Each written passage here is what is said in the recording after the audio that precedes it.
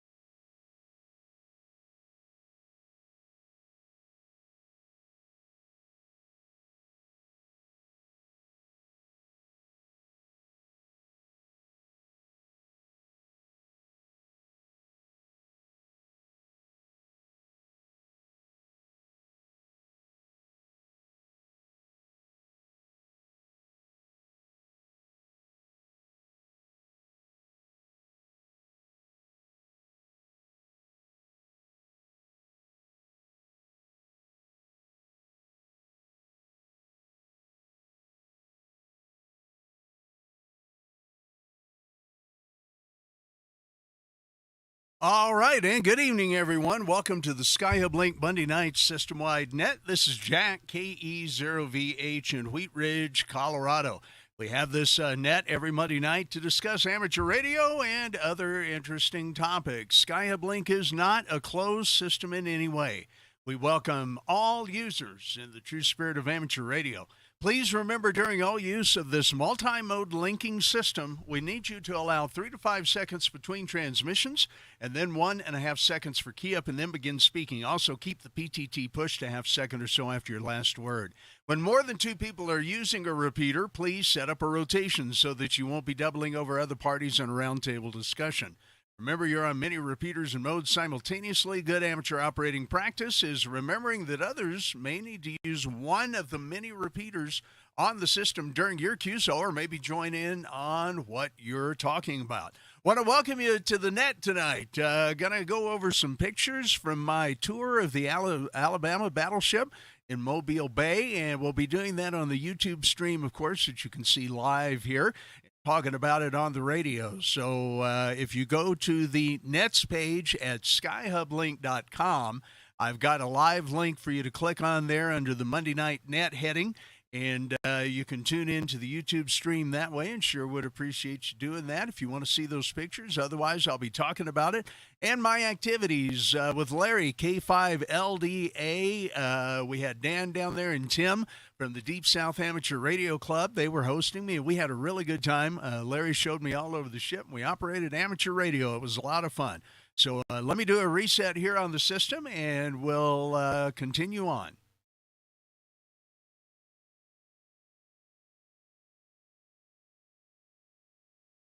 Remember, it is extremely important that when you're operating a hotspot on the SkyHubLink system and when you're in YSF mode, you do not enable the WiresX pass-through. Please do not operate your radio in WiresX mode to change reflectors when you're talking on SkyHubLink through the YSF reflector. Do use the web interface of your Pi-Star or hotspot to change reflectors. If you operate with YSF pass-through and control the Pi-Star with your radio while on the U.S. SkyHubLink reflector 92722, It can cause disconnects and other link issues. Please do not use this feature of your hotspot when you're connected to SkyHubLink. We also ask that you do not kerchunk a repeater to see if you're keying it up. Please do come on and verbally ask for a radio check. Kerchunking the system can once again cause link issues. It is really illegal as it's an unidentified transmission. Once again, to see if you're making the repeater, actually come on and ask for a radio check. Please, too, when you're monitoring the system, if you hear someone come on and ask for that radio check, be sure to respond. This is K0VH. Let me reset.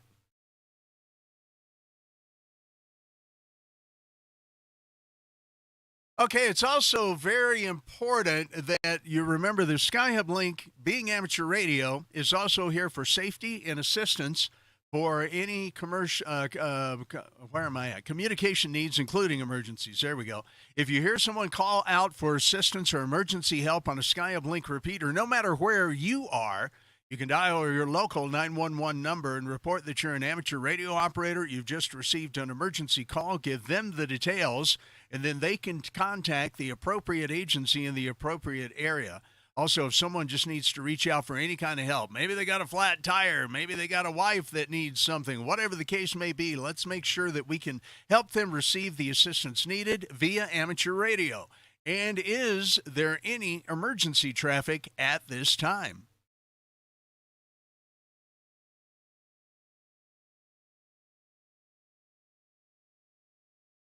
Okay, I'd like to remind everybody this is a controlled net. All must check in to be recognized by NCS. We're going to do the check-in process a little bit differently tonight. We've kind of been experimenting with some different ways of doing it.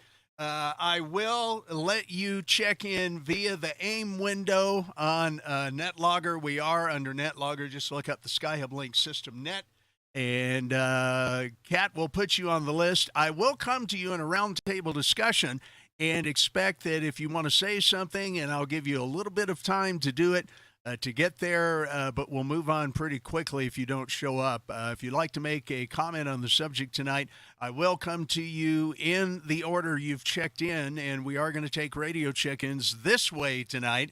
We're going to do digital, then we're going to do analog, not call sign area, not whatever, but we're going to do digital check-ins, then analog, then digital, then analog. We're going to keep going back and forth and give everybody a chance on both modes to check in. I will be taking repeater owners and system operators checking in first, and then we'll do the digital and analog checking in. By the way, if you're listening on the internet stream, don't forget you could watch on YouTube by going to the Nets page at skyhublink.com. Go down to the Monday Night Net section, and you can click on the link, and it'll take you to the YouTube stream tonight. And you're going to need that if you want to see the pictures from my operation on the Alabama.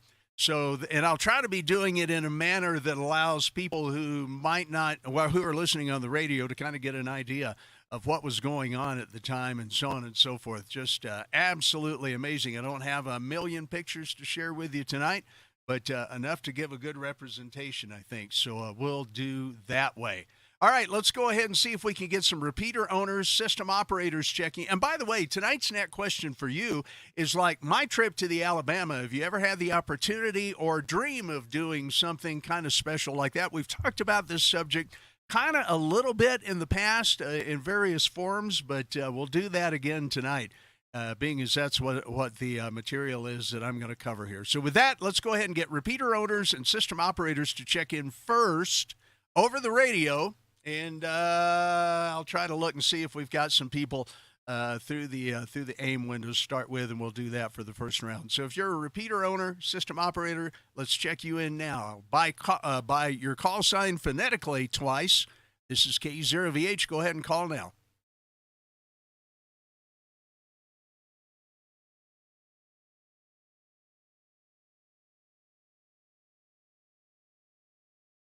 Alpha Echo 7, Romeo Juliet. That's Alpha Echo 7, Romeo Juliet.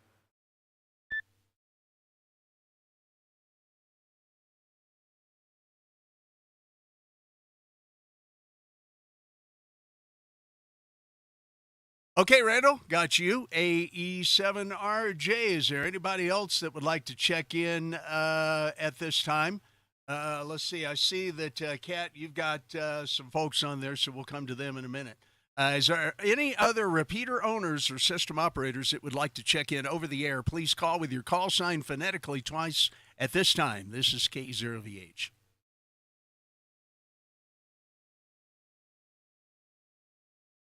Roger that. KZOVH and 6JPH, November 6, Juliet Papa Hotel. Jason Blanca on the Blanca repeater.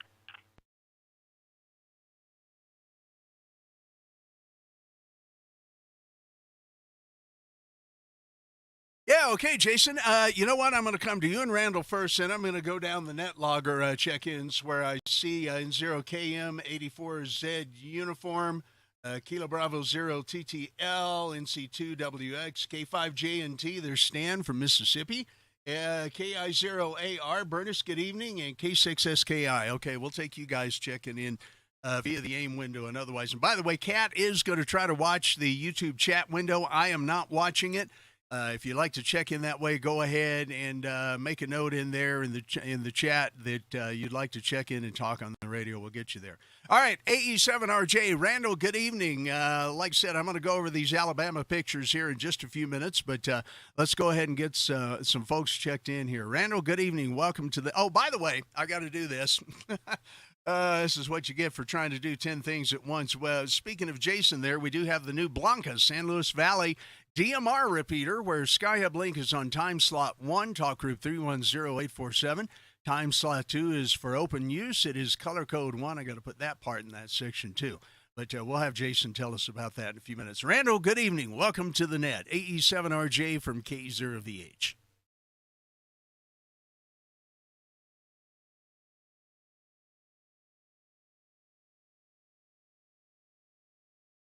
Good evening, Jack, and everyone.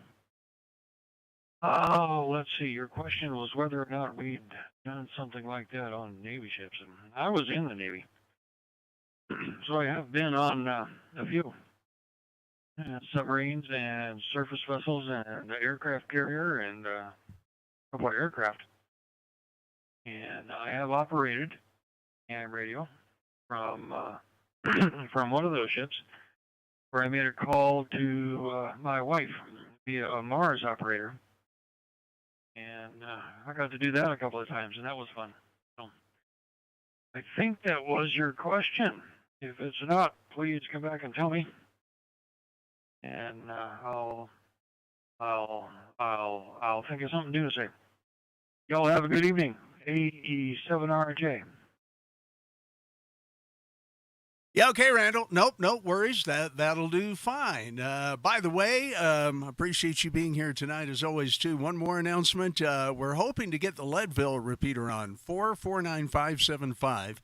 Hopefully getting that on the air here this week, maybe even tomorrow. Going to take a lunch hour and do that because I've got to do some work out in Leadville anyway before it snows again. But the new Leadville repeater will be on. And speaking of new repeaters, let's go to Jason in Blanca, Colorado. Jason has just put on the new 446750 repeater, DMR, covering the San Luis Valley, Alamosa, Monte Vista, up and down the valley there. Jason, good evening. Welcome to the net from K0VH.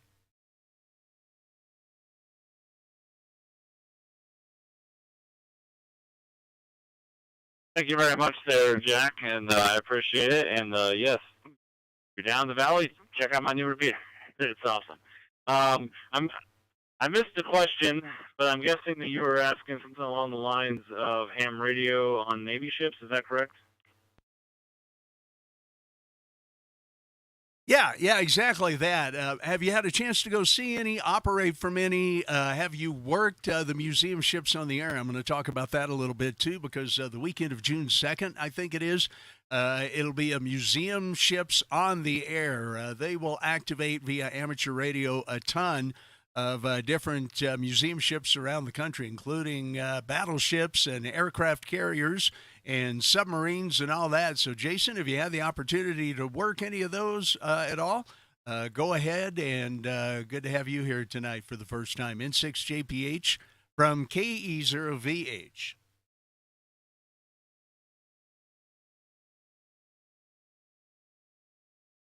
Yeah, Roger. So I also was in the Navy. I did 2 years on board the U.S.S. George Washington. And at the time, I knew absolutely nothing about ham radio. And after my 2 years on board the G-Dub, I decided to do a career change and became a Navy Seabee as a heavy equipment operator. And I still didn't know anything about ham radio at that time either. I was still using the CB. So, no, I did not. I have not operated any ham radio from a Navy vessel at this time, but I will add it to my bucket list.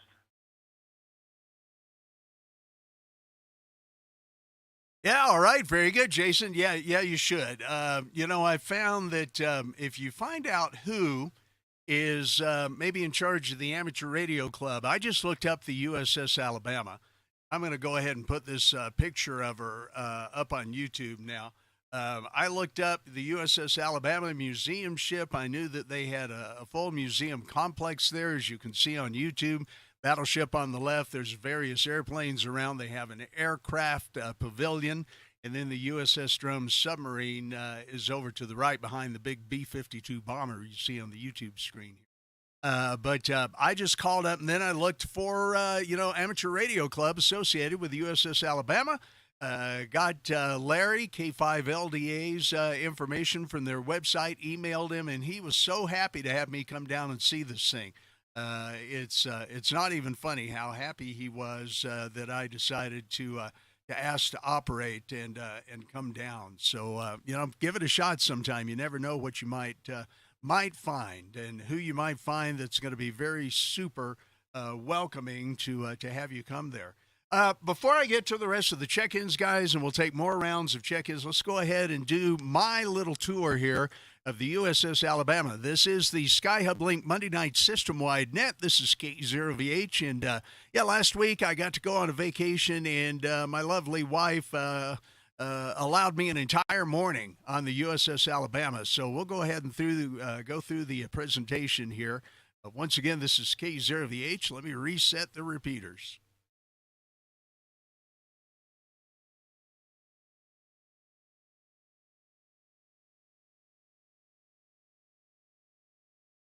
Okay, for those of you watching on YouTube, you can see me proudly wearing my, where is it? There we go, my red USS Alabama shirt, of course, Crimson Tide colors, you got to figure that, and my hat. Real happy to have been able to pick that up in the gift shop there. It's so neat. Here you see the 680-foot-long USS Alabama, 16-inch gun warship, battleship of the South Dakota class. Now, this was the 4 battleships that were built prior to the USS Iowa class, the Iowa, Missouri, Wisconsin, and New Jersey. And the South Dakota, the North Carolina, the Alabama, and I've forgotten the 4th one now right off the top of my head, but they were the pride of the Navy prior to all those other capital ships coming online for World War II. So we'll go ahead and show you some more pictures. You can see in this one behind me here the 5-inch artillery guns, the 40-millimeter and 25-millimeter anti-aircraft guns. You got to figure when this thing had its guns ablazing, the noise must have just been absolutely phenomenal. Just absolutely incredible. This is a DC-3 military version, the C-47, that's up on the YouTube screen right now, and I am going to watch my time to make sure I don't time out the repeaters. But I'm an airplane buff, and getting to see this aircraft and get up close to it was just absolutely extraordinary. I really, really enjoyed getting to see this aircraft there as well. Inside the aircraft pavilion is a B-25 Martin bomber that has been completely restored. And it's actually been restored to the configuration that was used by Jimmy Doolittle to bomb Tokyo on the Doolittle Tokyo bombing run. I'm sure many of you remember about that, so it was pretty cool to get to see that. This is K0VH. Let me reset the repeaters.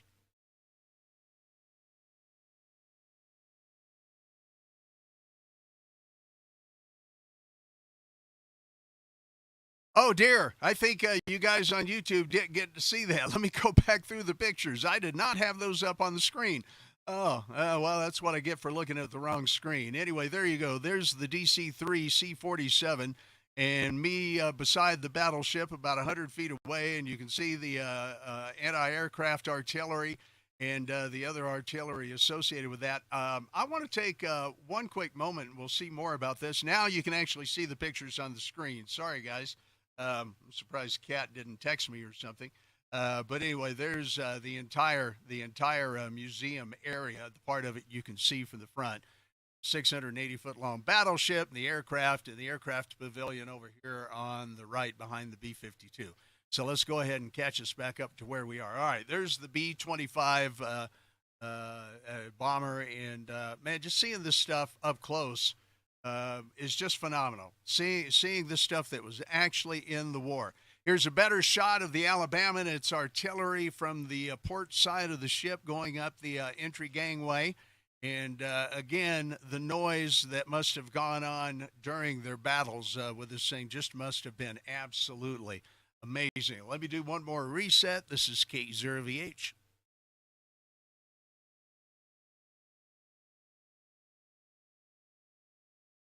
Okay, and it's very interesting here. You can see the stern of the ship, and the white tent, by the way, they're redoing the decking. The teak decking is over 80 years old on this ship from when it was first built. And you can also see a lot of the hull plating here and part of the 12 and 16-inch armor that this battleship carried to deflect enemy shells, of course. Here's another great shot looking up the port side and getting closer as we get ready to go on board the U.S.S. Alabama. And then another closer shot and where the tour entrance goes into. Once again, you can see the wooden teak plank decking. And in this shot, in the picture, you can see how they plated over a lot of spots in it as I zoom in and move around. And they're in the process, like I said, of completely redoing this teak deck. I spent more time really just enjoying the tour than I did trying to take a bunch of pictures. So I don't necessarily have a whole lot, but it'll give you a real good idea of what we did see. This is the side of the rear 16-inch turret. The shell there you can see in the middle of the picture. Now I'll zoom in on it a little bit. This is a 2,000-pound projectile, and with the force of these guns, they could hurl these shells more than 20 miles very accurately, and of course use either armor-piercing, incendiary, or just plain explosive shells. Shells. You got to figure once again. The noise and the din when they were doing this was just absolutely phenomenal. Let me go ahead and reset the repeaters. This is K0VH.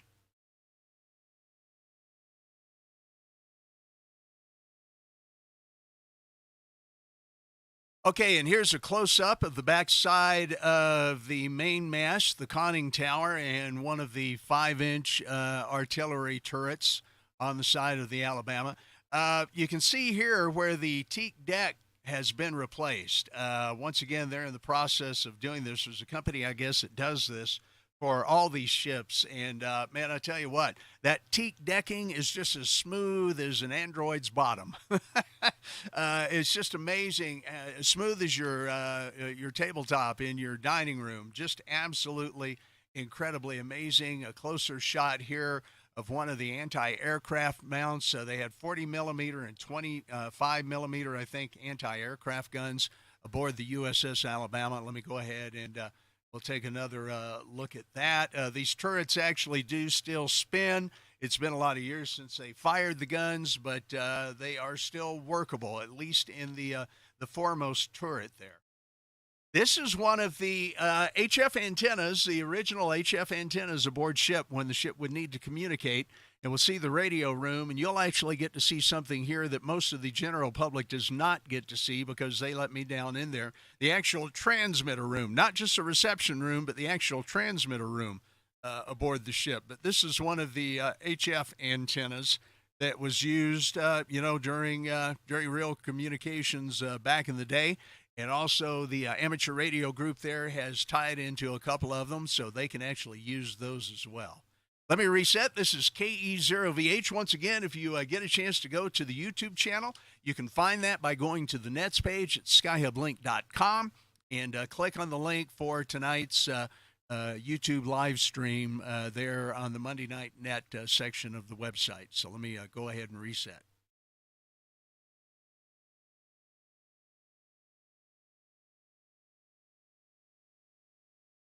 Now, many of you will recognize in this picture, this is a vertical. It's a Cushcraft vertical, I believe, of some sort that they actually mounted to the ship for the amateur radio use on board, as well as the standard antennas. And they do have some wire antennas as well, strung all over the superstructure there. So it's really, really pretty cool, all the capabilities that they have. This is Larry, K5LDA, and he's showing me where one of the antenna pass-throughs, you can see that there with the glass insulation and the outer shell there going up to one of the wire antennas strung that they used both during the ship's action times and that they have tied into now for the amateur radio station there. This picture is another picture of some of the HF verticals. You can see it's kind of a four-section vertical there, mounted on the glass insulator, like you'd see basically an AM vertical mounted at an AM broadcast station. This is K0VH with the SkyHubLink Monday Night Net. We're talking about my visit last week to the U.S.S. Alabama. Hopefully you can watch this on YouTube, or you'll be able to watch it again down the line after tonight. We'll, of course, save that, and you can go back and watch it again. This is me, of course, standing there next to one of the HF antennas. That gives you an idea as to the scale and the size of how big these vertical antennas were just there on the deck. And once again, you'll notice the teak decking in this section has not been restored, but man, it'll be beautiful when it is.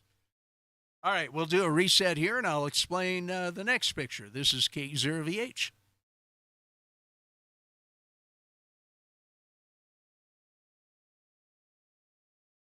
Okay, we'll continue on with tonight's Monday night SkyHubLink system-wide net. This picture is, of course, of the sick bay, and you can notice some of the hospital beds and some of the instrumentation that they have there. A very large room because, you know, they of course, could have some major casualties.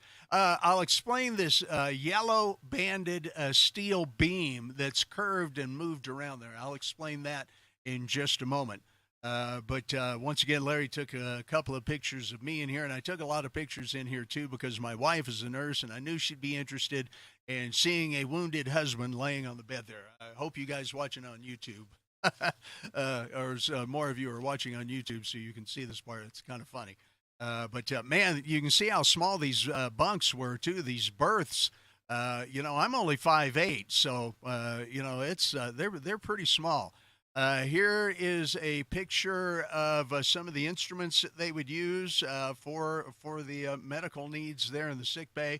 You can read this on the screen, 5% dextrose in lactated Ringer's solution for restoring bodily fluids and all this kind of thing. So I told a friend of mine that looked at these earlier, it almost looks like the Spanish Inquisition. You can see some of these. These are rib spreaders. You can see some of the tools that they might need for emergency surgery, hemostats, and some of the other items there. It's pretty crazy when you think about what these men might have had to suffer through, even in battle. Here is a picture of the dental station. It once again looks very primitive by our standards today. Somewhat similar, but very, very primitive. It's like, well, that doesn't look like it would have been a lot of fun, and I'm sure that they don't do painless dentistry in these ships like we supposedly get here now. So there you go. You can see the drill. You can see the mechanism for the drill to run and be pulleyed and turned. This is K0VH. Let me reset the repeaters.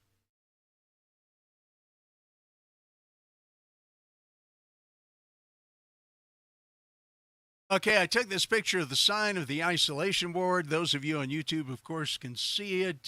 Sailors were segregated in the isolation ward in case they encountered dangerous diseases, influenza, diphtheria, mumps, lice, meningitis, tuberculosis, and how those could be spread. So they would put people here. It was a very small section. You could only look through the porthole because I guess that guy's really sick.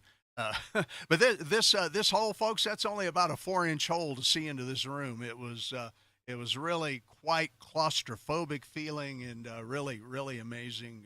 think about what these guys did. Now we're to the fun part, the radio room. Let me reset. This is K0VH.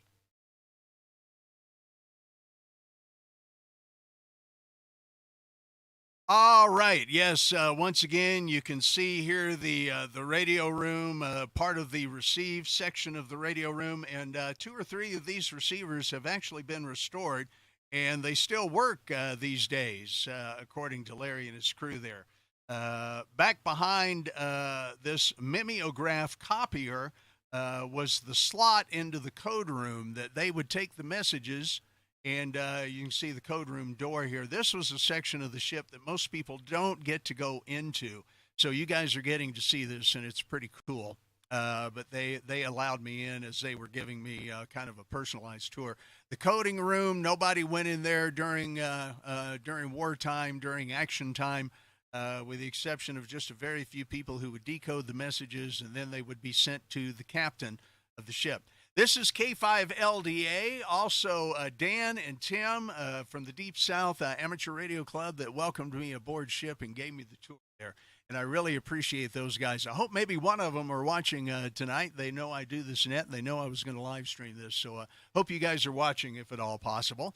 Let's go ahead and take a look at this quick picture real quick. This is the bank of radio receivers, where they had 5 operators sitting 24/7, and they would, of course, listen for enemy traffic, and they would listen for coded traffic from, all of our military leaders. They would type them out. It would be coded. They would send them to the decoding room and would be then translated for the various functions aboard ship that were needed for that. They do have a lot of mannequins in there dressed. There's a big fenced-in, glassed-in area over to the left where the general public can look in this room. So you guys are getting a little bit closer view. It might be real interesting to see if I can read some of these placards on the receivers sometimes. Sometime I can on some of the transmitters that we'll see in a moment. This is K0VH. Let me reset the repeaters.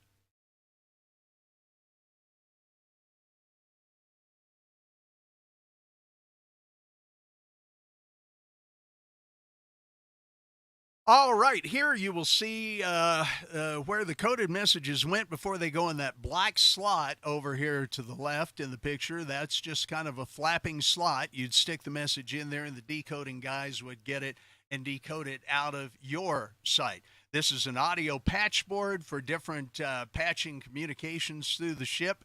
And if you see the old tube radio there, that radio was actually playing when we were in there. That radio was actually playing some audio that there's only one copy of, and they made a copy of it for the Alabama. But it's Tokyo Rose calling out to the GIs and the propaganda that Radio Japan would put out. And they had Tokyo Rose playing in there, and it was really it was almost eerie to hear. This is an RF patch panel. For all the different antennas, you can see the lines running out of that, and these are patch cables. They're basically coaxial cables within a metal sheath.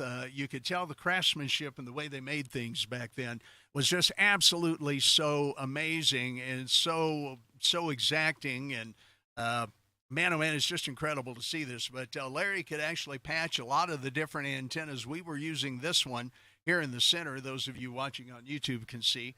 To patch through to one of the antennas upstairs, and we changed it a time or two, but pretty remarkable stuff. So there's an RF patch panel from 1940.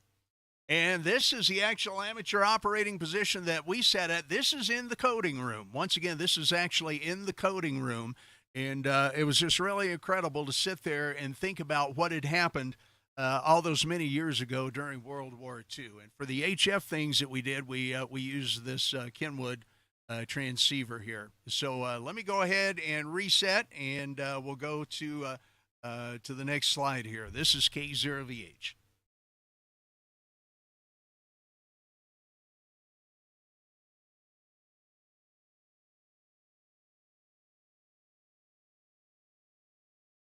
Okay, once again, this is Larry, K5LDA. He was talking to a buddy of his, and for those of you who got to work me, we didn't actually get to work HF, unfortunately, back to Colorado. The path was not there. I worked 5 or 6 stations along the East Coast and in the middle of the country, but just could not get back to Colorado. But for those of you who worked me on SkyHubLink, yes, I did use my DroidStar software and using the internet connection aboard ship because there is no cell phone down in the guts of that thing. You can kind of see, I believe it's over here. Yeah, we used a Wi-Fi Wi-Fi modem to get out. But, those of you who know me know that I think of the internet as a long microphone cable because I'm coming out repeaters. So if I worked you from the U.S.S. Alabama and you would like one here, and I'll show you this. I'm holding it here in this picture, and you see the stack of QSL cards down here to the left. I have about 14 of these left over the ones that I had to get out. But if you worked me and would like one of these QSL cards, send me a self-addressed stamped envelope. I'm good on QRZ.com.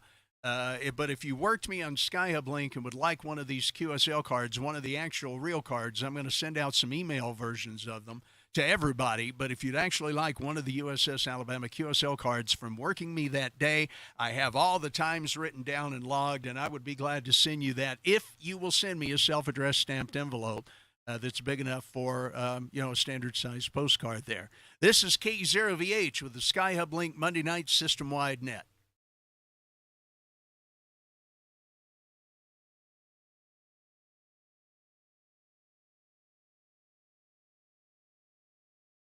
Okay, well, go ahead and continue along. This was one of the water fountains, and I took a picture of this because Larry called it by a certain name, and I can't for the life of me remember what that name was, what they called their water fountains aboard ship. But anyway, there you go. Here is a look at a display that they had of the firefighting equipment that they might use for damage control and whatever the case may be. During a battle or during, something that just might happen aboard ship. Now, this ship, out of wartime, could be crewed by 1,500 people. During wartime, during the time when they were on a cruise, there were 2,500 people aboard the U.S.S. Alabama. This is one of the many machine shops. This is a self-contained city. These ships have to be able to rely on themselves for everything and anything they need, any kind of repair, any kind of parts. If they had to fabricate parts, if you remember the big yellow beam that was in the other picture back in the sick bay, and we saw that, and that actually runs through just about the entire length of the ship to these machine shops. And what they would use those beams for is they'd have special caddies that would hook onto the beams, and you could load a 500-pound piece of gear or a 1,000-pound piece of gear and get it to the machine shop, and they would either rebuild it or build the part needed to fix it in here. When you think about this kind of thing, it's absolutely extraordinary. And now we get to the galley. Oh, that's made me a little hungry. So here we are at the galley, and of course they serve these 2,500 people 3 meals a day. Absolutely incredible to think about all the work that went into that. And of course, they'd form a chow line, as they called it, and they would go down. You can see on the other side here, there's another section to that on the other side of this particular deck. And then this picture is showing some of the places that they would sit and eat. And I wish I had gotten a square-on look at this picture with some of the crew. That would have been really cool. Let me reset. This is KE0VH.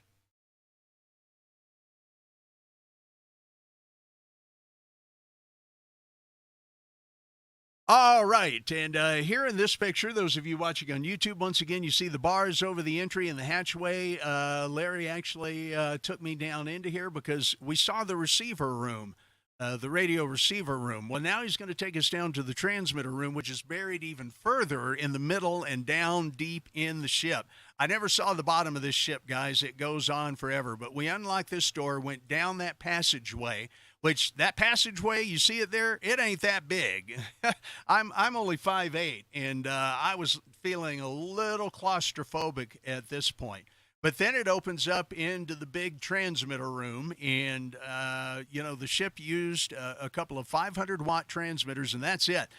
Those are these transmitters over here to the right. Those are actually just 500 watts, and that's all that they would use. And this is a close-up of one of these 500-watt transmitters that they had aboard the Alabama there. And again, all of this is such amazing technology for the day. But today, when we look at our little FT 991As and our Kenwood HF rigs and all that, and everything that we do today, it's pretty amazing. And think of the power these things drew. They actually had generators in this room as well that were driven by the ship's engines. So, man, again, the noise, can you imagine? If you ever want to look up the type, let's see, the CAY 52267 radio transmitter. Frequency range 300 to 18.1 kilocycles. How about that? From the Navy Department Bureau of Ships there. So, man, oh, man, I still am blown away. I look at this, and I can smell the inside of this room again, and so on and so forth. Just really amazing stuff. This is KE0VH with the SkyHubLink Monday Night System-Wide Net, also streaming on YouTube, and I'm giving you guys a tour of the U.S.S. Alabama via video. I hope you can get to see that.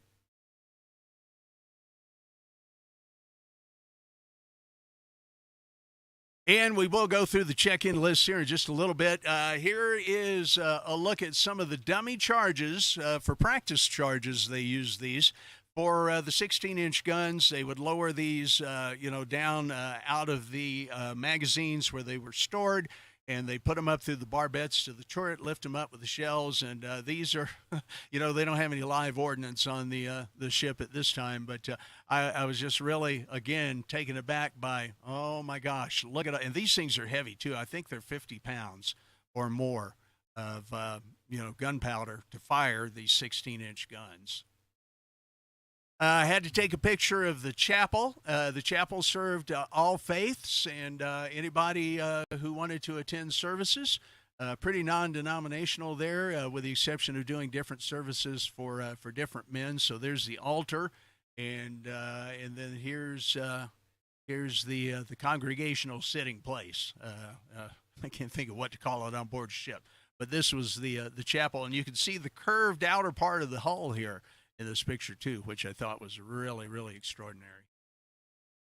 All right, now we're on the outside with the 16-inch guns. They're all capped, of course, but just the sheer size of these things and imagining what they must have sounded like. And, of course, if you've ever seen this sort of thing on TV, it's pretty amazing to see the blast. There's KE0VH at one of the 20-millimeter anti-aircraft gun emplacements. Would not want to be having to stand to man this gun when that 16-incher is going off. Holy smokes. KE0VH, stand by.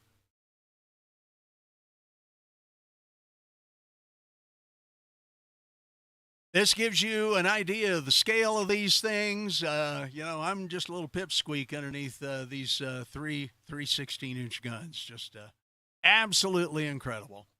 There's a view looking down from the bridge towards the bow of the ship, and seeing the guns and, of course, just the immense size of this thing. The Battle Bridge is truly interesting. We're going to wrap up with this more or less. The Battle Bridge was a 16-inch armored citadel, essentially. There wasn't much room in it. As you see the layout of the plan of the entire bridge here, the Battle Bridge is very small. This was the general sailing bridge in front of it. But this thing had 16-inch thick diameter curved walls, and it was very claustrophobic, probably only about 5 or 6 feet across. So you'd get the people who were in there. There's a picture here of a quartermaster from 1943, circa 1943, at the ship's wheel. Again, just the immensity of all this stuff. This is a picture of the captain's quarters, and you can see Larry in the reflection there on the phone. While I'm taking a picture, this is the chart room. This is all right off the bridge, of course, so all the directions could be given to the crew on watch. And this is one of the 16-inch blast doors for the citadel of the Battle Bridge. And you think when these things are locked, and you can see the top part up here, this is a very tiny viewport, maybe about 8 or 9 inches long, about 2 inches tall, and going through the thickness of the wall of this doorway to get into the Battle Bridge. So let me reset, and we'll finish up here real quick. Then we'll get back to check-ins and see what your thoughts are. This is KE0VH.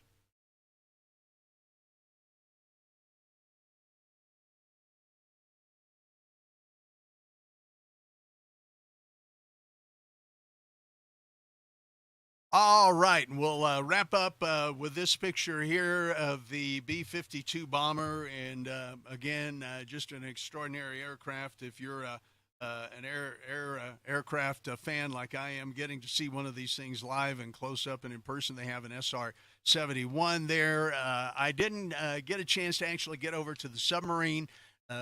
Between the amateur radio operations and getting to see everything else, just did not get a chance to do that. But man, again, thanks to Larry K5LDA and the guys at the Deep South Amateur Radio Club.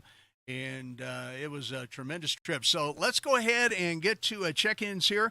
I'm going to go ahead and go down through the rest of the list that we have on NetLogger, and then we'll take another round of check-ins from you. So let's talk to Richard, VE5RH in Saskatoon. Richard, good evening. Welcome to the net. What are your thoughts on the material covered tonight?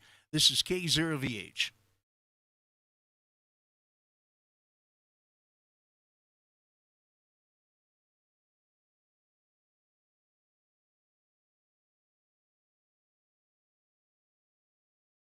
Okay, guys, once again, I got kind of a list here, so I'm going to go ahead and go through them. I'm going to call on you. If you're not there, we're going to move on. Richard, November 6th, Delta Tango.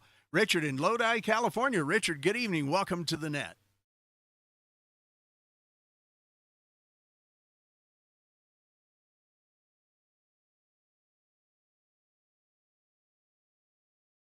All right, then. We'll go to Dave in Center, Colorado, N0KM. I bet you're there. Dave, how are you?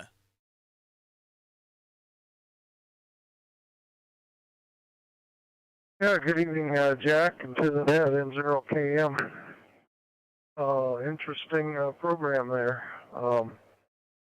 Yeah, and also on the blanket repeater, I texted Ham that works in Alamosa and lives in Blanca, so just need to come up with a DMR radio for him, I guess. So anyway, when I was a kid, we toured the Queen Mary, but they hadn't gotten the radio equipment set up yet. A few years ago in, let's see, San Francisco, there's an S.S. Jeremiah O'Brien. And that was an interesting tour. It was a Liberty ship, so. Very good. Well, back to net there, KE0VH, N0KM in the group.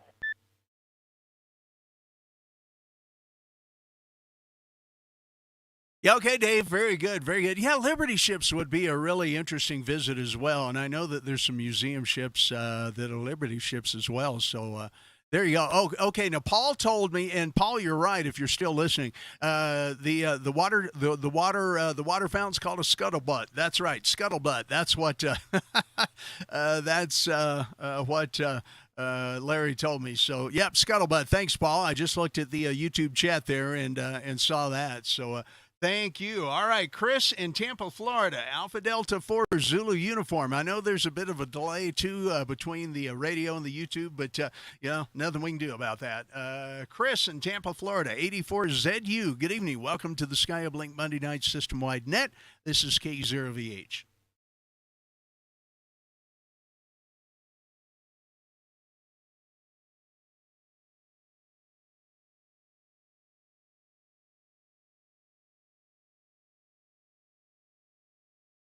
Okay, we'll roll on. Sebastian in Fort Wayne, Indiana, my buddy from EMF, KB0TTL. Sebastian, good evening. Welcome to the net. What are your thoughts?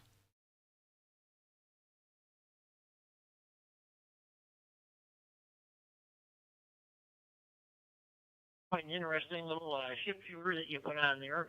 I once had the chance to view the U.S.S. North Carolina Museum. Of course, it's a long time ago, and I did not have at least the general class license that I would have needed to operate a mortgage back then. But it was quite something, just touring that battleship, just getting an opportunity to go out there and do that. But just hanging out here. Having a sort of an eventful week, getting one of the new acquisitions hopefully ready to put on the air. The closing hasn't gone through on it yet, but just doing the satellite feed, satellite dish tomorrow, and on out that away. So just living the life. Hey, good to hear from you there, KB0ZTL. Yeah, okay, Sebastian, great to hear you tonight, and thanks for being here. Yep. Got a lot of work to do, don't we? got to keep up with it. Kat tells me that people are doubling, many that I do not hear. Well, I've got to get back to taking some more check-ins, and we'll do that after we go through the AIM list here. Robert in Kellyville Ridge, New South Wales, Australia. Robert, VK2DY, how are you this after? Is it afternoon there for you now, Robert? Go ahead from K0VH.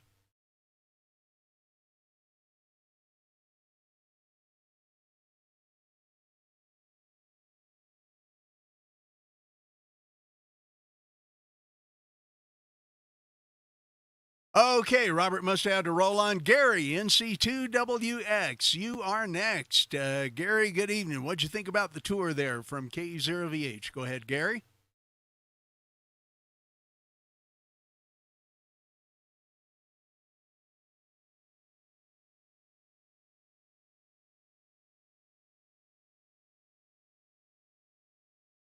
Okay, well, I guess Gary had to drop out there too. Let's go to Stan in Bogota, Mississippi. Stan, are you still there? I saw in the YouTube chat that you had to jump out, but are you still there by radio? Stan, go ahead.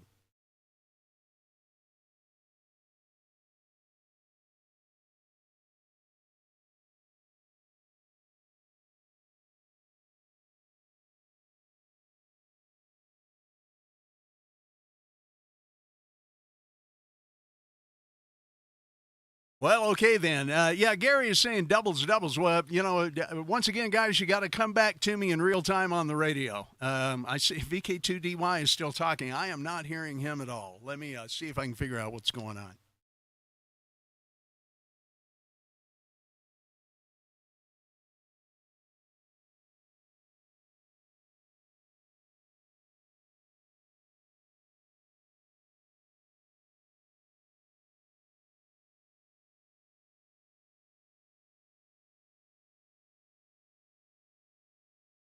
But anyway, maybe do it for Remembrance Day. I don't know, or some other day. But I'll talk to people and see what we can do.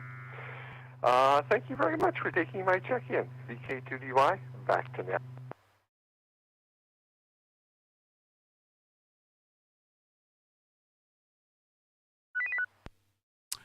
Okay, well, we do not have something translating properly here.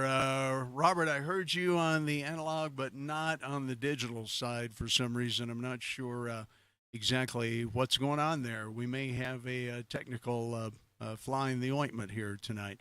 Let me go back and see if we can pick up Gary, NC2WX. Gary, are you there and can you hear me? We'll see what we can do here.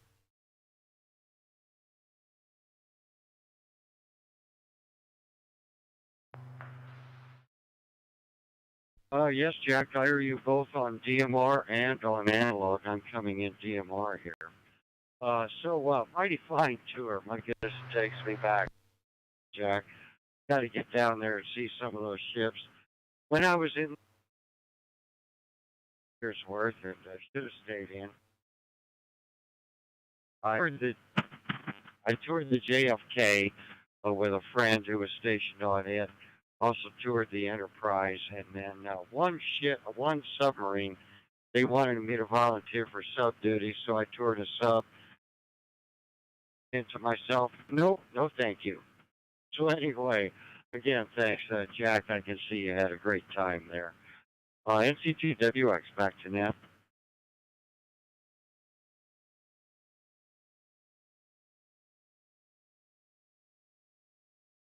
Great to hear you tonight, Gary. Yeah, I think maybe we might have had some loss in the connection across there, but seems to be working now. Let me go to Bernice. Bernice, good evening. Bernice, of course, is our net control for the SkyHubLink Monday night or Tuesday night Colorado Astronomy Net. And Bernice, great to get to hear from you as always. So I hope everything went well last week. So Bernice, what you got? What do you think about the tour tonight? Let's see, KI0AR from KE0VH.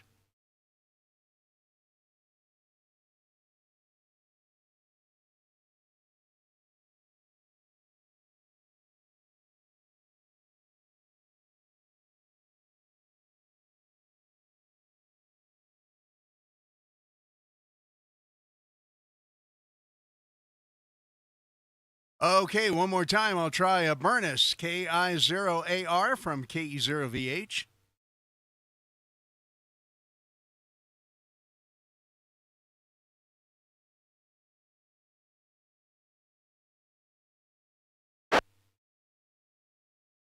Okay, Bernice must have had to jump out there, and I'm listening on both analog and digital there. Let's see. Let's go to Brian, our good buddy Brian, K6SKI, down in Fairplay. Brian, good evening. Welcome to the net. What are your comments?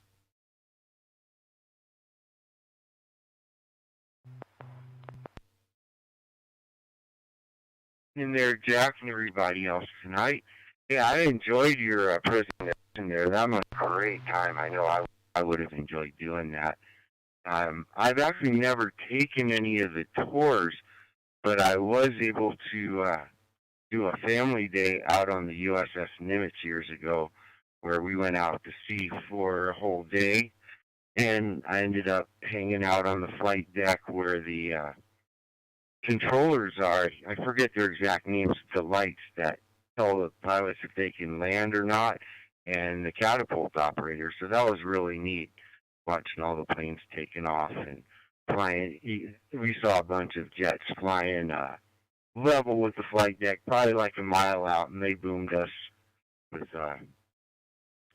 supersonic speeds, and it actually shook the ship. It was pretty neat. But this was great, Jack. I appreciate it. I enjoyed it very much, and I'm going to throw it back to you. Some other people can add their perspective. Have a great evening. This is K6SKI.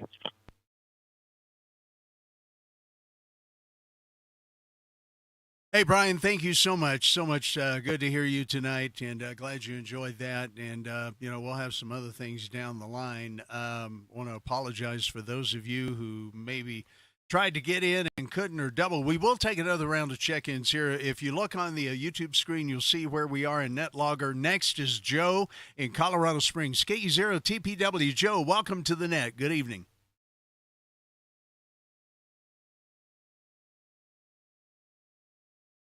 Hello, Jack. I hope you're doing well. Presentation, lots of good pictures and stuff. Great work, great net.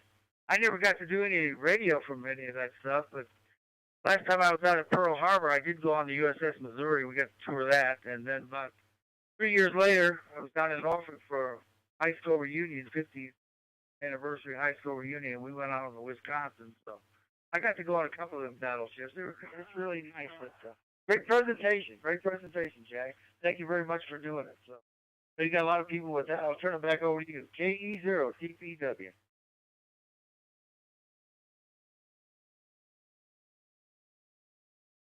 Okay, Joe, very good. Great to hear you, my friend, as always. Really appreciate you being there. And next is Paul in Wellington, New Zealand, ZL2 Bravo Echo Zulu. Paul, good Tuesday morning to you, or is it Tuesday afternoon yet there? Not sure. But, Paul, welcome to the SkyHubLink Monday night system-wide net from KE0VH.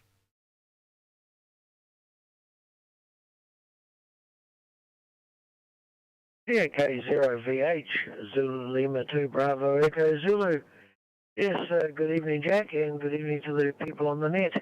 Yes, some of those things you showed me brought back a few memories. When I first joined the Royal New Zealand Air Force in 1972, they still had some CH-47s as transport aircraft, and when we needed to fly on the shuttle from base to Air Force Base to Air Force Base, we used to fly on as passengers on CH-47s. They had a distinctive habit of sort of rattling like crazy before they took off. So it's one of those things. So I spent a little bit of time on the Royal New Zealand Navy Leander-class frigates for a couple of weeks in the Electronic Warfare Office doing some work, and also living in the working in the sleeping quarters, eating at the mess. So So I do know a little bit about the shipboard experiences. Anyway, back to you, Jack. And also the other thing too, I also owned some of those. Once upon a time when I was fairly young, owned a Tango Charlie Sierra radios. They were a radio that was two large black boxes, had similar labels to the front of the ones you had on there, and that was I think a radio used in PT boats and vehicles of the time. It was made by Air King Products, which is a name long forgotten. Anyway, back to you, Jack. K0VH, L2BZ, over.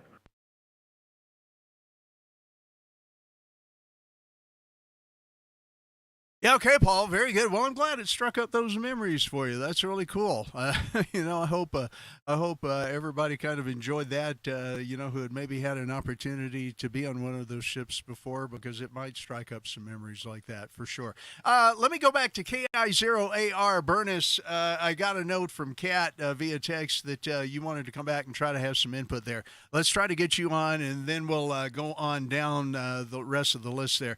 Burness, KI0AR. Let me come back to you. This is K0VH. Go ahead, sir.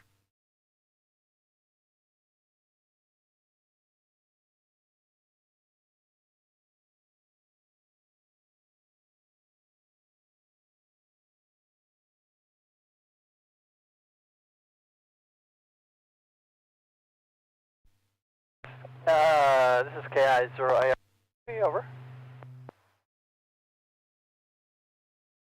Yeah, Burness, let me go ahead and pick you up here. For some reason, we're getting some translation issues from analog back to digital. I may have to reboot the hub, but we'll do that after the net and hope for the best here. Go ahead, Burness.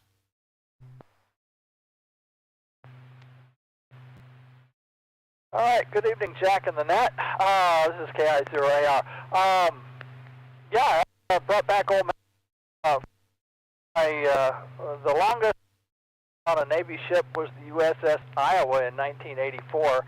About 4 hours. I was still on duty then, and got to dig around in a lot.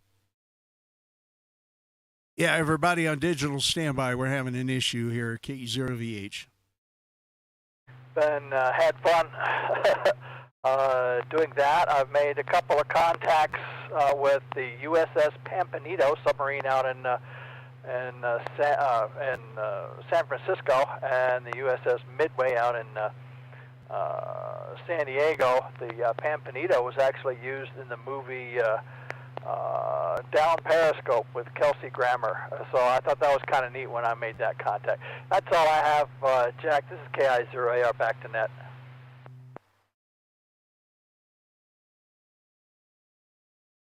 Yeah, okay, Burness, I switched over to the analog repeater there. Let me see if this is translating. It looks like it is. I'm sorry everybody didn't get to it. Yeah, it's working there.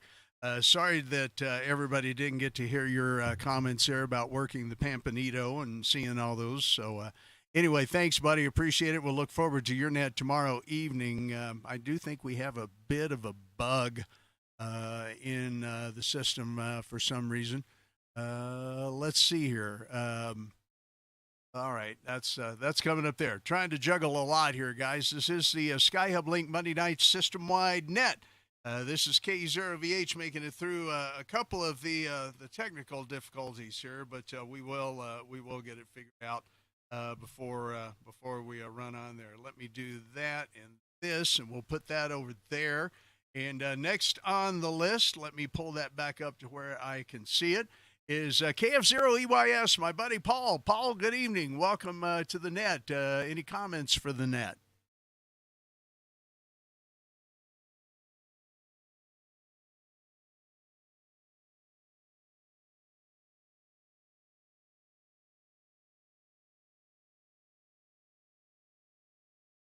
Okay, Paul must have had to roll along. Let's talk to Whiskey 9, Japan, America, Lima, John, and Bailey. John, good evening. Welcome to the net.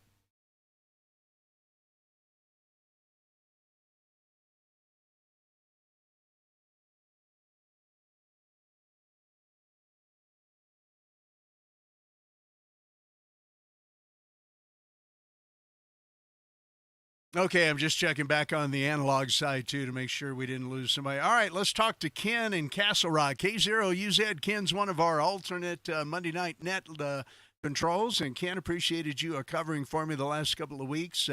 Ken, what you got? K0UZ from K0VH.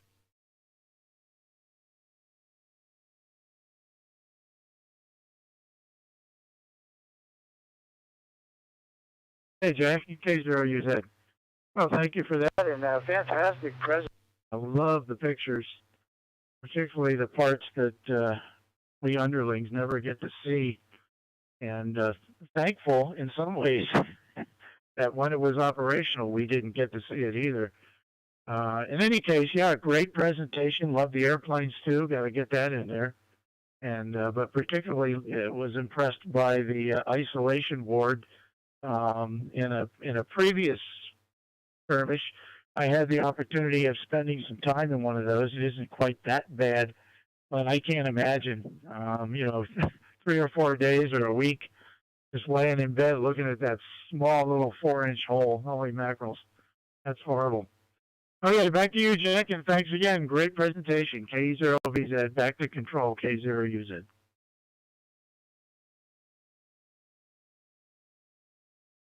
Yeah, okay, Ken, thank you so much. They kept board games and cards, and they had card tables set up over in the corner. I didn't really get a picture of that. They told me I couldn't really see it.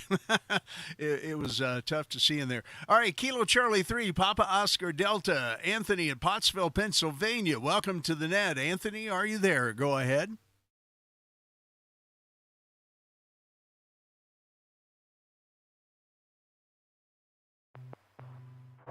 This is KC3PO, PA. Hey, Jack, caught the end of the presentation and really loved your enthusiasm. It's something that really caught my attention. Not at all familiar with it. I'm an old infantry guy, and if we weren't in the dirt, we weren't doing anything. Never had an opportunity to be on or ride on anything like that, but certainly can enjoy the firepower. We once in Hawaii had an offshore bombardment come in on a live fire exercise, and it was really impactful for us guys that were on the opposite end of it. But certainly enjoyed. Good job, and I appreciate you having the net tonight. KC3, POD, Tony in Pottsville. Back to net. Tony, thank you for your service. Thank you for all you did. And, man, being down in the dirt like that, that's so scary. It was scary enough thinking about what these guys went through on these ships, but for that kind of service, man, love and beyond. Tony, thank you. Stephen in Westminster, KF0LRH, you are next on our list.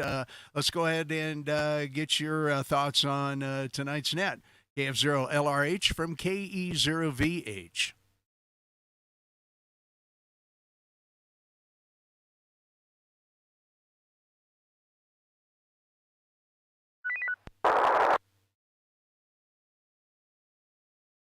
Okay, he must have jumped out there. Let's go ahead and get Eric in Colorado Springs, KE0SMR. Eric, your thoughts for the net tonight from KE0VH.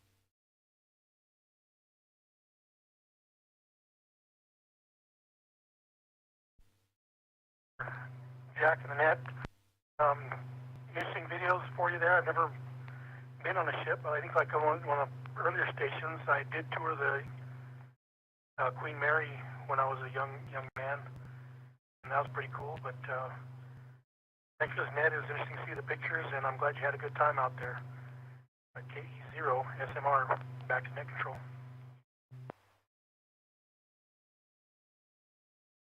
Okay, Eric. For some reason, we lost you there on the digital. It's not your fault. There's something going on with the system, but thanks for being here tonight. Appreciate it. Finally, last on the list at the moment. Then we'll go ahead and take another round of radio check-ins. K0QJP, John in Thornton. K0QJP, it's your turn, John. Any thoughts for the net from K0VH?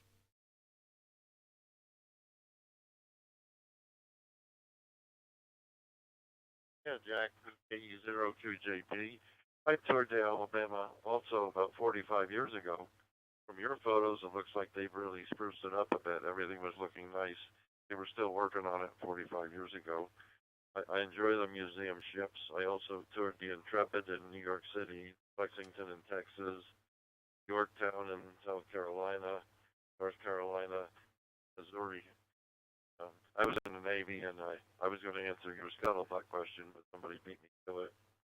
I worked on large aircraft in the Navy, and I was always playing with the radios, particularly HF.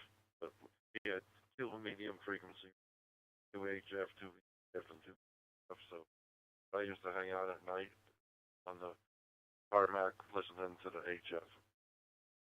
So that's my take on that. But I enjoyed your pictures. That was nice to see how they got it fixed up. 02JP, back to Joe. All right. Thank you. That's awesome. That's awesome. Thank you very much for your comments there. And man, yeah, I imagine they've spruced it up some, but there were some areas that still looked pretty rough. All right, John, thanks for being here tonight. All right, let's go ahead and take another round of digital only at this time. Digital only check-ins. And once again, if you're in the Denver metro area, 449-450 will drop off at about 826. Or so for the Rocky Mountain Radio League home net, club net tonight, but you can still get in on 449.050 there on the Amoco building, and we'll have another repeater ready here soon, too, covering the metro area. But let's go ahead and get another round of check-ins. If you're digital and digital only at this time, let's get you checked in from K0VH, your call sign, and only your call sign phonetically twice.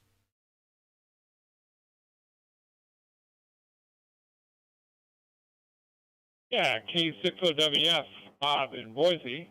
No traffic for the net. Good evening, net. My name is Kevin.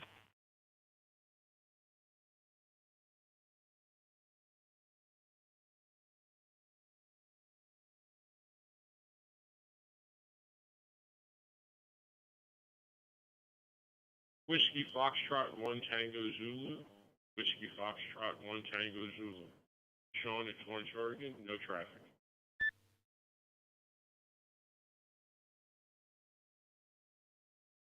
Kilo Golf 8, Romeo November Yankee.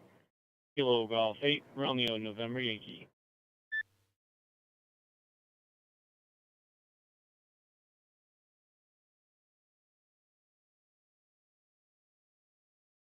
Okay, I'll tell you who I heard that time. Guys, this is not a traffic net, so saying no traffic really doesn't get us anywhere. Just so you know, if you don't want to speak, you can say in and out if you'd like to just check in. Otherwise, we'd like to hear your comments. So I heard Kilo 6 Oscar Whiskey Foxtrot. I heard Kilo Foxtrot 0 Lima Yankee Oscar. I heard WF1 Tango Zulu and Kilo Golf 8 Romeo Victor Yankee. And I see that Kat heard KF0LYQ. I heard LYO, but maybe this will correct that when we get there. All right, let's go ahead and take some analog check-ins, and then we'll go back to the top of this list. Analog only at this time. Analog only to check in at this time. Please call now. This is K0VH. King Charles 8, Fox Queen Victor, C8FQV.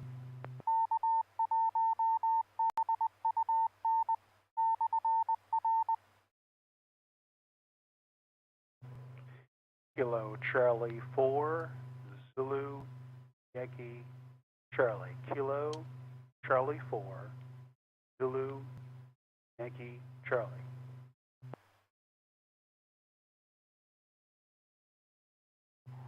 You can get me on the digital round. Kilo Echo 2 Alpha Yankee Delta.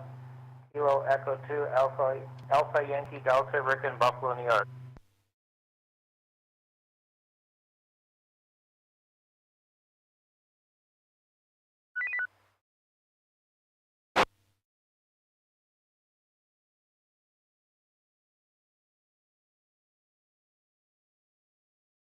Okay, well, go ahead and pull up there. We're having some troubles for some reason, analog getting to digital all the way through. I think, Bernice, if you're still listening tomorrow night, we may reboot the hub before the net starts. We'll give that a shot. All right, let's go ahead and go back to the top of the list here and talk to Kilo Foxtrot 0, either Lima Yankee Oscar or Lima Yankee Quebec. Can you correct me on that?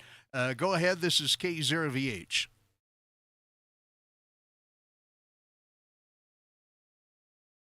Hello, Nick.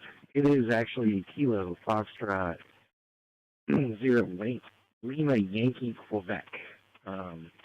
And I think what happened there is DMR and YSF are also not mixing.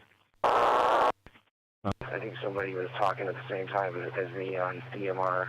I'm coming in YSF reflector. Anyway, really enjoyed the presentation. I especially enjoyed actually making contact with you. That was a surprise. I got pretty excited to hear you basically calling CQ from the Alabama. That was pretty fun.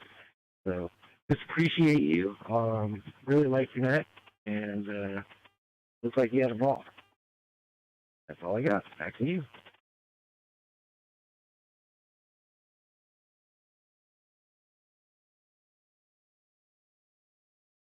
Okay, there we go. Hey, Kevin, thank you. I appreciate that. Yeah, it was a lot of fun, and glad you got to hear us there. Let me go ahead and see if K60WF has any comments for the net. Robert in Boise, Idaho. Robert, you said no traffic, but we're not doing traffic. Do you have any comments for the net from K0VH? If you do, welcome. If not, we'll go on to the next one there.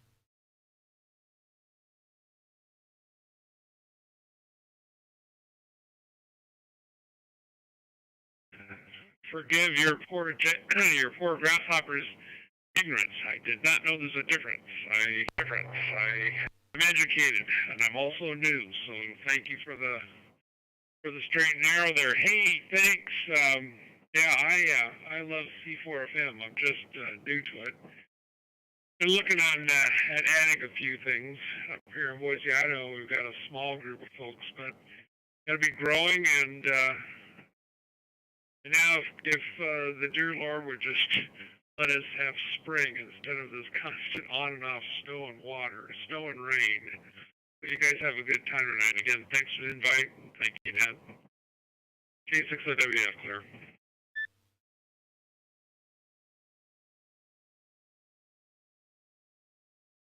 Robert, we are so glad to have you. Welcome. We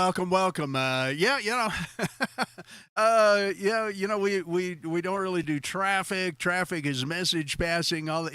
We're always glad to help educate and help guys grow and get new in the hobby, or maybe old guys learn new stuff. I know that I've had to learn so much new stuff lately that it's not even funny. I can hardly keep up with everything. It is just absolutely nuts at how much this hobby has changed over the years and what it encompasses these days. But, Robert, thanks for being here. Sure, appreciate that. All right, let's go next on the net logger list here to Whiskey Fox 1, Tango Zulu, Sean in Florence, Oregon. Sean, welcome to the net. Any comments for the net this evening? Yeah, this is Sean in Florence, Oregon. Sorry about that. I kind of keyed up too quick there. I guess the only comment I have is scuttlebutt. I was familiar with that word, not being in the Navy or anything like that, just sort of like a trivia. I don't know where I heard it, but that was driving me crazy as soon as you said that. So scuttlebutt is my comment, and thank you for getting me straight with the traffic in between that and just having a better understanding of that as opposed to comment and just the no traffic net. Appreciate it, and that was a pretty cool video, or your presentation there is pretty neat, and nothing else going on here, and this is Whiskey Foxtrot 1 Tango Zulu at net control.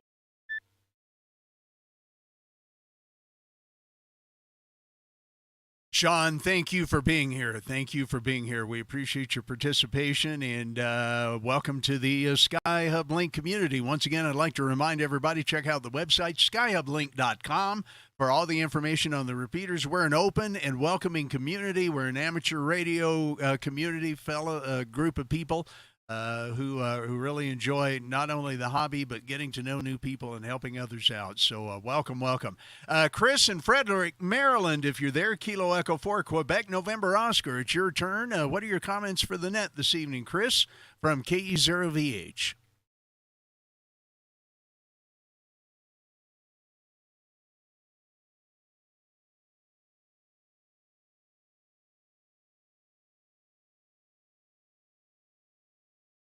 Okay, going once, twice, three times. Chris, are you there? KE4QNO in Frederick, Maryland.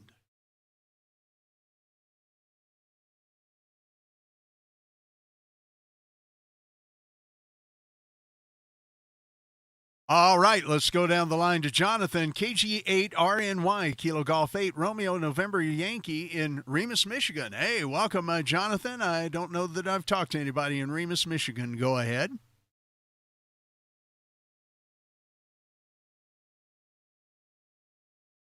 Oh, good evening to you. I'm actually brand new to this net. I've been listening for a while, and it's the first time I've actually been able to check in. So I enjoyed the presentation. It was a lot of fun. I'm probably one of the youngest ones on this net right now, but I can say when I was a little bit younger, I actually had the opportunity to stay overnight on the U.S.S. Silversides, which is a museum ship, or a submarine, excuse me, in Augusta, or not Augusta, Muskegon, Michigan. It was fun to see the pictures. I enjoyed it, and kind of makes me want to go back and see if I can see the radio equipment there. But thanks for doing the net tonight, and thanks for having me. KG8, RMY.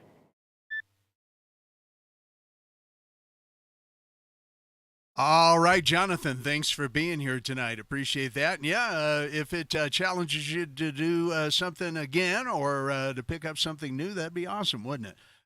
Jonathan, thank you. Mark in Aurora, Ohio. Mark, KC8FQV from KE0VH. What are your thoughts for the net tonight? Go ahead.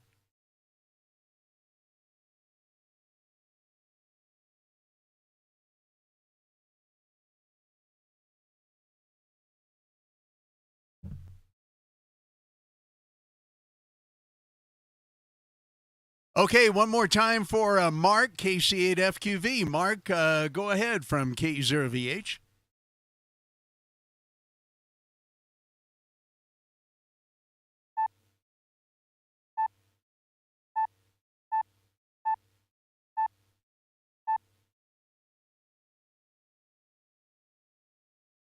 By the way, those of you on YouTube, that's me beeping my radio, so you're hearing that. Okay, Mark is not there. Let's talk to Howard, Kilo Charlie 4, Zed Yankee Charlie down in Florida. Howard, good evening. What are your thoughts and comments for the net tonight from KE0VH?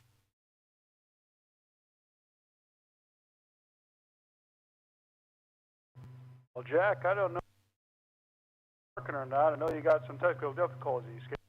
KE0VH, KC4 is at YC.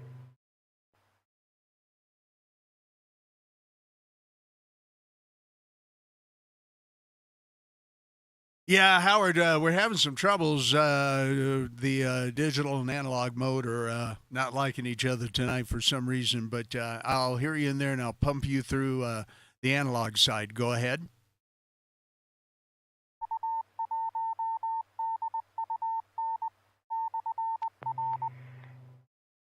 Yeah, okay, Jack. Well, watching you on the YouTube, know there's a little bit of delay, so I've got the audio down. And, yeah, I understand you got some gremlins in the system. No problem at all. Thank you so much for that presentation on the U.S.S. Alabama. Wow. Wow, that is really impressive.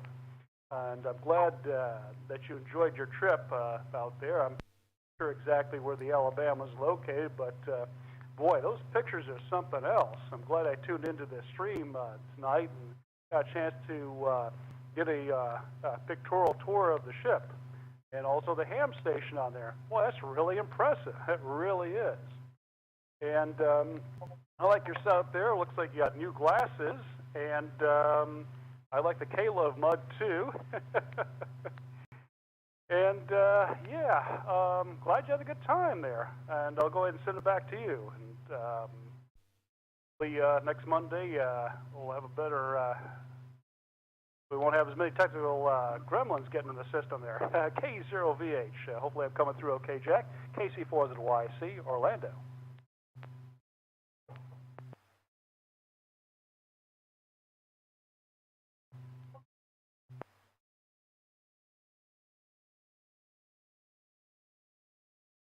Okay, now I'm on both. Yeah, Howard, thank you. I appreciate that. Yep, new glasses, and had a really good time. Yeah, that's working. Digital to analog is working just fine, but analog to digital for some reason is not happy.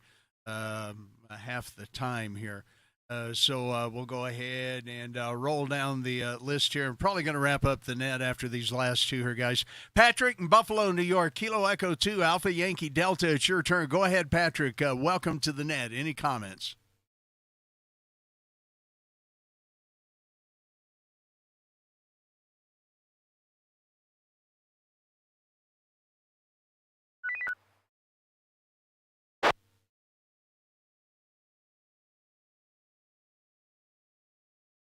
All right, then. Let's see if W0ZZS down in Pueblo. We're going to let you have the last word tonight, Fred. Fred, go ahead. W0ZZS from K0VH. Welcome to the net.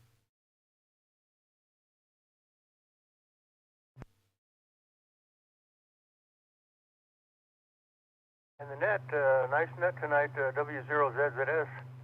In Pueblo, well, I didn't get to see the battleship. I was out in the car, cleaning and vacuuming and listening to the radio, and then I was listening to the 2-meter radio, and then pretty soon the Columbine net came on, and I had an HF radio in my car, so I fired up the Columbine net on 3989 kilocycles, and I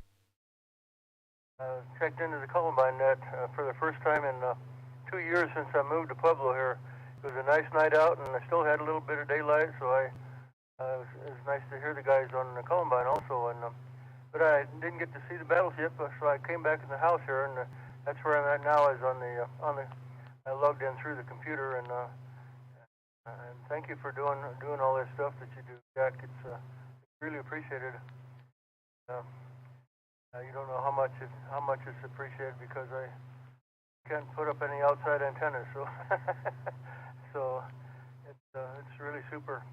Anyway, that's about all I had for say good evening to you, 7-3 to you, and everybody on the net here, and a wonderful net. K0 W0ZZS over.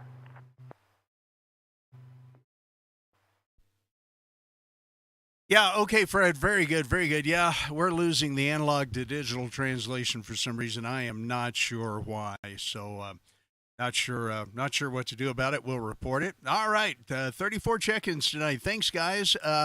That's going to wrap. We're going to go ahead and wrap it up tonight. Once again, we'll have the YouTube presentation up online for you to watch in its entirety. If you're interested, it will be up later tonight or first thing in the morning. So anyway, want to thank everybody for participating. Great to have you here. This has been the Monday Night SkyHubLink System-Wide Net. Thanks to Cat W0KPH, of course, for all our spotting and logging. A lot of work involved with that. Thanks again to Skylar, our chief engineer, W0SKY, Jeremy, W0JRL, the system engineer, for all the work on the SkyHubLink main hub system. Thanks to Bill Bucky Buckwalter, W0SUN, who does a lot of our WiresX engineering. Thanks to the Rocky Mountain Radio League, the Denver Water Amateur Radio Club, the Denver Radio League, the N2K&K Westco Repeater System, Mark N0XRX, Randall AE7RJ, Richard VE5RH, and all the other systems and operators on SkyHubLink. If you'd like to be on our email list, be sure to go to skyhublink.com, click on the Join Connect tab for instructions. Go to my webpage, K0VH.com. Scroll down the page for information on the net, the SkyHubLink, and my newsletter, the K0VH Ham Shack, which I will be doing a special edition for all the Alabama pictures, too. So with that, we'll wrap up tonight's net, return all systems to normal amateur use. Want to thank everybody for being here tonight, and we'll look for you next week. Have a great night. Peace and long life, everybody. This is KE0VH. Good night.